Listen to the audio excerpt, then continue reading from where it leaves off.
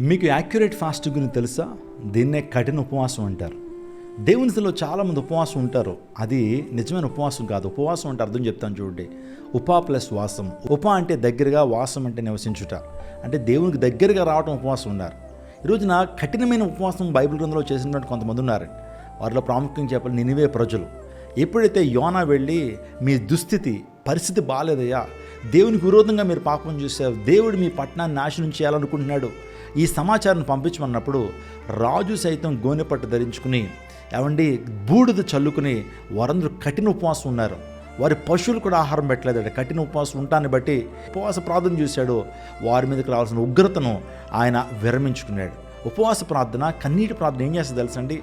దేవుని చిత్తాన్ని కూడా మారుస్తుంది. ఆ తర్వాత ఎస్తేరు ఉపవాస ప్రార్థన చేసిన తద్వారా వారి రాజ్యం మీదకి, వారి తెగ మీదకి, వారి జాతి మీదకి వచ్చిన భయంకరమైన నింద, భయంకరమైనటువంటి ప్రమాదం నుంచి ఆ జాతిని తప్పించుకోగలిగింది ఉపవాస ప్రార్థన ద్వారా. ఇది కఠినమైన ఉపవాసం. దీన్నే యాక్యురేట్ ఫాస్టింగ్ అంటారు.